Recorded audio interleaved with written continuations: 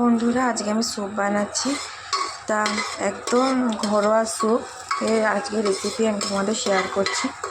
দেখো, প্রথমে আমি রসুন আর গোলমরিচ সেদ্ধ করে নিয়েছি, তারপর বাটারের মধ্যে দিয়ে নিয়েছি প্রেশার কুকারে। এবারে আমি এই ভেজিটেবিলগুলো দিয়ে দেবো। তোমাদের যা যা ভেজিটেবিল তো মনে হয়, যা যা তোমরা ভালোবাসো সেই ভেজিটেবিলগুলো দিতে পারো। তো এবার ভেজিটেবিলটা দিয়ে নিয়েছি। এবার আমরা নাড়াচাড়া করে নেবো।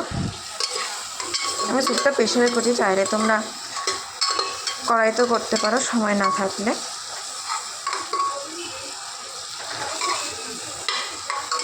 তোমার একটু লো ফ্লেমে, দেখো ফ্লেমটা একদম লো রেখেছি, লো ফ্লেমে রান্না করতে হবে, একটু নেড়ে চেড়ে নিতে হবে।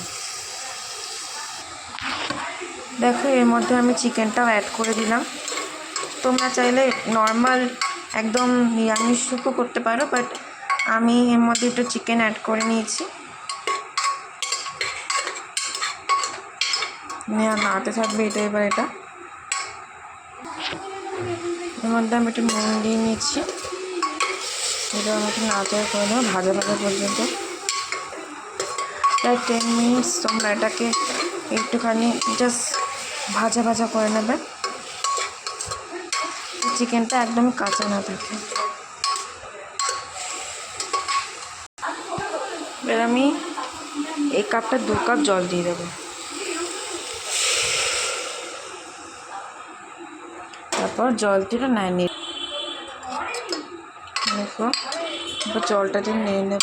2 কাপ জল দিচ্ছি, মোটামুটি লোক অনুযায়ী দিতে পারো জল।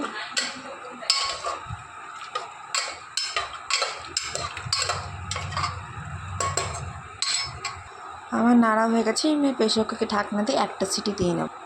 আর দেখো, আমি ঢাকনাটা দিয়ে দিয়েছি। এবার এটাকে আমি একটা সিটি পড়া পর্যন্ত ওয়েট করব। একটা সিটি আমার পড়ে গেছে, আমি আরেকটা সিটি পড়া পর্যন্ত অপেক্ষা করছি।